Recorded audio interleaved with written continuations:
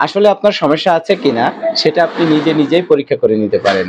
এই পরীক্ষাটি করার জন্য আপনাকে ৫ থেকে ৭ দিন মাস্টারবেশন করা থেকে, সহবাস করা থেকে বিরত থাকতে হবে।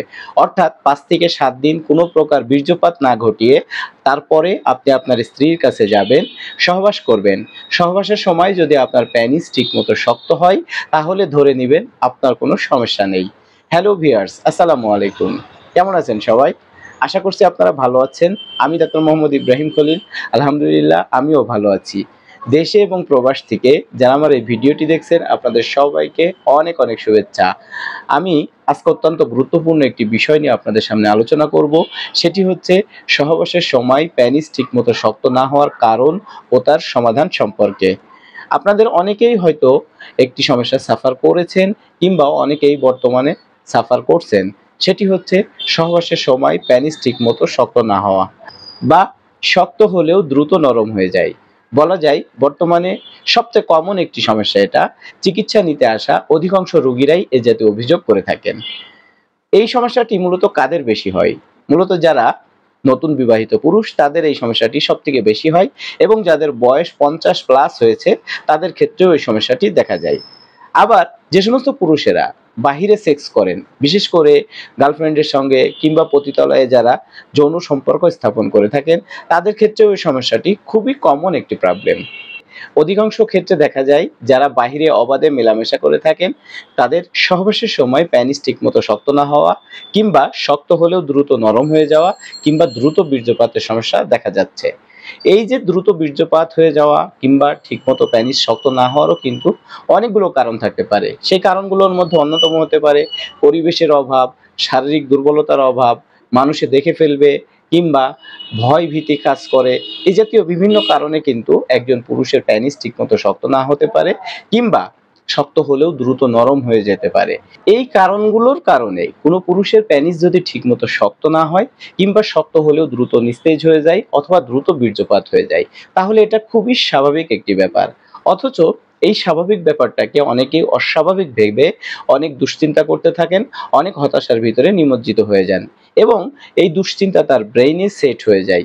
পরবর্তীতে সে যখন বিয়ে করে নিজের স্ত্রীর কাছে যান তখন তার এই নার্ভাসনেসের কারণে তখন কিন্তু তার পেনিসটা ঠিকমতো শক্ত হয় না কিংবা শক্ত হলেও দ্রুত নরম হয়ে যায় অথবা দ্রুত বীর্যপাত হয়ে যায়, যার কারণে সে অনেক হতাশার ভিতরে নিমজ্জিত হয় এবং আরো বেশি দুর্বল হয়ে যেতে থাকে।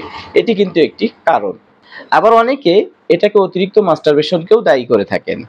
আমি এমন অনেক রোগী পেয়েছি যারা বলেন আমাদের পেনিস অন্য যে কোনো সময় শক্ত হয়, কোনো নারীর সাথে ফোনে কথা বললে শক্ত হয়, ব্লু ফিল্ম জাতীয় ভিডিও দেখলে পেনিস শক্ত হয়, উত্তেজক কোনো বিষয় নিয়ে কথা বললে কিংবা কল্পনা করলেও কিন্তু পেনিস শক্ত হয়। কিন্তু যখন আমরা আমাদের স্ত্রীদের কাছে যৌন সম্পর্ক স্থাপন করতে যাই তখন পেনিস শক্ত হয় না। কোনো পুরুষের যদি তার স্ত্রীর কাছে যাওয়ার পরে পেনিস শক্ত না হয় কিন্তু অন্য সময় তার পেনিস শক্ত হয়ে থাকে, তাহলে ধরে নিতে হবে এটা তার মানসিক সমস্যা। এই মানসিক অবস্থা তার অবশ্যই পরিবর্তন ঘটাতে হবে। আপনার এই মানসিক অবস্থার পরিবর্তন ঘটানোর জন্য প্রয়োজনে একজন সেক্সুয়াল সাইকোথেরাপিস্টের পরামর্শ নিতে পারেন। আবার যারা বলে থাকেন সহবাসের সময় পেনিস ঠিকমতো শক্ত হচ্ছে না, তাদেরকে উদ্দেশ্য করে বলছি আপনি মনোযোগ দিয়ে শুনুন। সহবাসের সময় আসলে পেনিস কতটা শক্ত হবে সেটা নির্ভর করছে সহবাসের সময় আপনি কতটা যৌন উত্তেজনা অনুভব করছেন। আপনি সহবাসের সময় কতটুকু উত্তেজনা ফিল করছেন সেটার উপরে নির্ভর করছে আপনার পেনিস কতটুকু শক্ত হচ্ছে। যারা নিয়মিত বীর্যপাত ঘটিয়ে থাকেন সহবাসের সময় অনেক ক্ষেত্রে তাদের পেনিস ঠিকমতো শক্ত নাও হতে পারে। আমাদের আসলে প্রকৃতপক্ষে সমস্যা না থাকলেও আমরা নিজেদেরকে সমস্যা মনে করি। সমস্যা আপনার প্রকৃতপক্ষে আছে কিনা সেটা কিন্তু আপনি নিজেই পরীক্ষা করে নিতে পারেন। এই পরীক্ষাটি করার জন্য আপনাকে ৫ থেকে ৭ দিন মাস্টারবেশন কিংবা স্ত্রী সহবাস থেকে বিরত থাকতে হবে। অর্থাৎ ৫ থেকে ৭ দিন কোনো প্রকার বীর্যপাত না ঘটিয়ে তারপরে ৫ থেকে ৭ দিন পরে আপনি আপনার স্ত্রীর সাথে যৌন সম্পর্ক স্থাপন করতে যাবেন। স্ত্রীর সাথে যৌন সম্পর্ক স্থাপন করতে যাওয়ার পরে যদি আপনার পেনিস ঠিকমতো শক্ত হয় তাহলে ধরে নিবেন আপনার কোনো সমস্যা নেই। আসলে আমরা সবচেয়ে বড় ভুল করে থাকি কম্পেয়ার করে। আমার কাছে এমন অসংখ্য রোগী এসে বলেন, আমার বয়স যখন 25 বছর ছিল কিংবা 30 বছর ছিল, তখন তো আমি প্রতিদিন কয়েকবার করে সেক্স করতে পারতাম। এখন আমার বয়স 40 হয়ে গেছে, আমি কেন আগের মতো সেক্স করতে পারি না? কয়েকবার করে যৌন সম্পর্ক স্থাপন করতে পারি না? আবার কোনো রোগী এসে এও বলে থাকেন, আমার পরিচিত অমুক প্রতিদিন সেক্স করতে পারেন, প্রতিদিন আধা ঘন্টা 1 ঘন্টা করে সেক্স করতে পারেন, আমি কেন পারি না? আসলে এই জাতীয় তুলনায় কিন্তু একজন পুরুষের পেনিস শক্ত না হওয়া কিংবা শক্ত হলেও দ্রুত নরম হয়ে যাওয়া অথবা দ্রুত বীর্যপাত হয়ে যাওয়ার কারণ হতে পারে। এখানে আপনাকে একটি উদাহরণ দিই, মনোযোগ দিয়ে শুনুন। মনে করুন একজন পুরুষ এক হাত দিয়ে 15 কেজি ওজন তুলতে পারে, আরেকজন পুরুষ এক হাত দিয়ে 20 কেজি ওজন তুলতে পারে। আপনি কি যে ব্যক্তি 15 কেজি ওজন তুলতে পারে তাকে কি অসুস্থ বলবেন? না, সে কিন্তু অসুস্থ নয়। তার শারীরিক কন্ডিশন অমন, তাই সে 15 কেজি ওজন তুলতে পারে। আর যে 20 কেজি ওজন তুলতে পারে তার শারীরিক কন্ডিশন 20 কেজি তোলার মতো, তাই সে 20 কেজি তুলতে পারে। তাই এ জাতীয় বিষয় নিয়ে আপনি কারোর সাথে তুলনা করবেন না, কখনো কম্পেয়ার করতে যাবেন না। আপনি যদি প্রতিদিন একবার করে সেক্স করতে পারেন তাহলে সেটাই আপনার জন্য যথেষ্ট। সাধারণত অনেকেরই বিয়ের প্রথম দিকে এ জাতীয় সমস্যা হয়ে থাকে। সবারই হয় বিষয়টি এমন নয়, তবে যাদের হয় তারা অনেক হতাশাগ্রস্ত হন, অনেক দুশ্চিন্তার মধ্যে পড়ে যান। নতুন ওয়াইফ, মান সম্মানের ভয়ে বাজার থেকে one time tablet, capsule, syrup কিনে নিয়ে এসে সেবন করে যৌন সম্পর্ক স্থাপন করতে থাকেন। কিছুদিন তার ভালোই যায়। যখন এই ওষুধগুলো নিয়মিত সে সেবন করতে থাকে তখন কিন্তু কিছুদিন পরে তখন আর এই ওয়ান টাইমেও তার কাজ হয় না। তখন সে আরো বেশি হতাশ হয়ে চিকিৎসকের শরণাপন্ন হয়। আবার অনেকে রয়েছেন যারা বিয়ের 2-3 দিন পরে যখন দেখে দ্রুত বীর্যপাত হয়ে যাচ্ছে, প্যানিস ঠিকমতো শক্ত হচ্ছে না কিংবা শক্ত হলেও দ্রুত নিস্তেজ হয়ে যাচ্ছে, তারাও কিন্তু হতাশার মধ্যে পড়ে যায় এবং চিকিৎসকের শরণাপন্ন হয়। আসলে বিষয়টি কিন্তু খুবই স্বাভাবিক। বিয়ের প্রথম দিকে নার্ভাসনেসের কারণে, অনভিজ্ঞতার কারণে এ জাতীয় সমস্যা হওয়াটা খুবই স্বাভাবিক একটি ব্যাপার। অথচ এই স্বাভাবিক বিষয়টাকে সে অস্বাভাবিক নিয়ে খুবই হতাশা এবং দুশ্চিন্তার মধ্যে পড়ে যায়। তাই যারা নতুন বিয়ে করছেন কিংবা করবেন বলে ভাবছেন, তাদেরকে একটি বিষয় বলছি, আপনি খুবই মনোযোগ দিয়ে শুনুন। বিয়ের প্রথম দিকে অনেকের ক্ষেত্রেই অনভিজ্ঞতার কারণে কিংবা আন্ডারস্ট্যান্ডিং এর অভাবের কারণে এ জাতীয় সমস্যা হওয়াটা খুবই স্বাভাবিক একটি ব্যাপার। আপনার ক্ষেত্রে যদি এ জাতীয় সমস্যা দেখা যায় তাহলে একদমই ভেঙে পড়বেন না, হতাশ হবেন না, একদম স্বাভাবিক থাকার চেষ্টা করবেন। আর আপনি আপনার পার্টনার বা স্ত্রীর সাথে এই বিষয়গুলো নিয়ে খোলামেলা আলোচনা করে নেবেন। তাকে এটা বোঝাবেন বিয়ের প্রথম দিকে অনভিজ্ঞতার কারণে, আন্ডারস্ট্যান্ডিং এর অভাবের কারণে এ জাতীয় সমস্যা হওয়াটা খুবই স্বাভাবিক একটি ব্যাপার। এটি আস্তে আস্তে ঠিক হয়ে যাবে।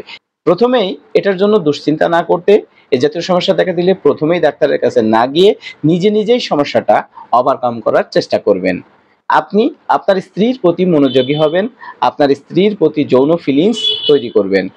ভিতর থেকে যদি আপনি যৌন উত্তেজনা অনুভব করতে পারেন তাহলে দেখবেন আপনার পেনিস অবশ্যই শক্ত হচ্ছে। সবসময় যদি ভাবতে থাকেন পেনিস শক্ত হচ্ছে না কেন, কি করলে শক্ত হবে, এ জাতীয় চিন্তাভাবনা করলে আপনার পেনিস কিন্তু ঠিকমতো শক্ত হবে না। যদি ভিতর থেকে আপনার যৌন উত্তেজনা না আসে তাহলে পেনিস কখনোই ঠিকমতো শক্ত হবে না। তাই এ জাতীয় চিন্তা বাদ দিয়ে আপনি আপনার স্ত্রীর প্রতি মনোযোগী হন, স্ত্রীর শরীরের প্রতি ফিলিংস তৈরি করুন। তাহলে দেখবেন ভিতর থেকে যৌন উত্তেজনার সাথে সাথে আপনার পেনিস ঠিকমতো শক্ত হচ্ছে। আপনি আপনার স্ত্রীর প্রতি ফিলিংস তৈরি করার জন্য সহবাসের আগে আপনি আপনার স্ত্রীর সাথে যৌন বিষয়ক কথাবার্তা বলতে পারেন, গল্প করতে পারেন কিংবা উত্তেজক দৃশ্য দেখতে পারেন অথবা রোমান্টিক পরিবেশ তৈরি করে আপনার স্ত্রীর উপরে যৌন আগ্রহ তৈরি করবেন। যদি ভিতর থেকে আপনি এই যৌন আগ্রহটা তৈরি করতে পারেন তাহলে দেখবেন আপনার পেনিস অবশ্যই ঠিকমতো শক্ত হচ্ছে।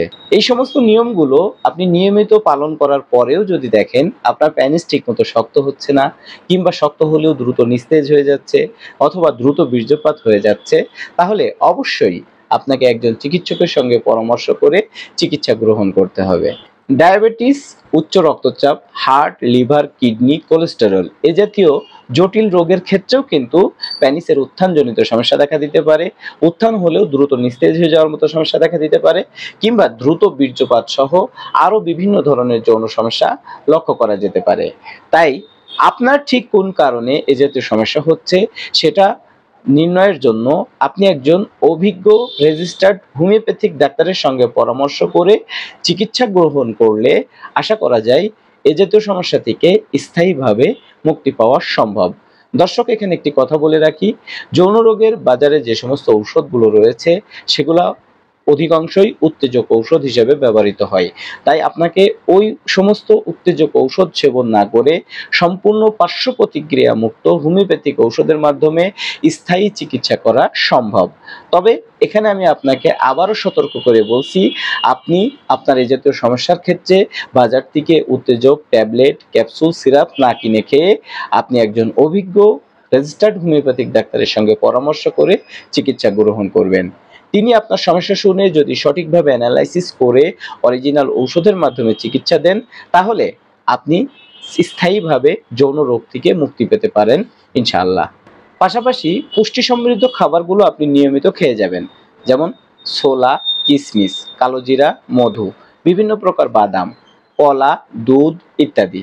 7 থেকে 8 ঘন্টা নিয়মিত ঘুমাবেন, অলসভাবে বসে না থেকে শারীরিক পরিশ্রম করবেন। তাহলে দেখবেন আপনি যৌন স্বাস্থ্যে সারা জীবন অটুট আছেন। আপনাকে আমি আবারও বলছি, পুরুষদের যৌন স্বাস্থ্যে ফিট থাকতে হলে তাদের পুষ্টি সমৃদ্ধ খাবারের বিকল্প কোনো কিছু নেই। পুরুষদের যৌন শক্তি উৎপাদন হয় তার খাবার থেকে। তাই পুষ্টি সমৃদ্ধ খাবার সেবন করবেন, এবং যদি এই সমস্ত নিয়মগুলো মানার পরেও আপনার সমস্যা মনে হয়, তাহলে একজন অভিজ্ঞ রেজিস্টার্ড হোমিওপ্যাথিক ডাক্তারের সঙ্গে পরামর্শ করে চিকিৎসা গ্রহণ করবেন। তাহলে আশা করছি আপনি স্থায়ীভাবে যৌন রোগ থেকে মুক্তি পেতে পারেন। দর্শক, আজকের এই ভিডিওতে সহবাসের সময় পেনিস ঠিকমতো শক্ত না হওয়া কিংবা হলেও দ্রুত নিস্তেজ হয়ে যাওয়ার কারণ এবং সমাধান নিয়ে আলোচনা করলাম। আশা করছি আপনার এই ভিডিওটি অনেক বেশি ভালো লেগেছে। যদি আপনার এই জাতীয় সমস্যা থাকে, প্রয়োজনে আপনি আমাকে ফোন করে আপনার বিস্তারিত সমস্যার কথা আলোচনা করে অরিজিনাল ঔষধের মাধ্যমে চিকিৎসা গ্রহণ করতে পারবেন। নতুন কোনো ভিডিওতে নতুন কোনো বিষয় নিয়ে আবার আপনার সঙ্গে দেখা হচ্ছে। সেই পর্যন্ত আপনি ভালো থাকবেন, সুস্থ থাকবেন, নিরাপদে থাকবেন। আল্লাহ হাফেজ।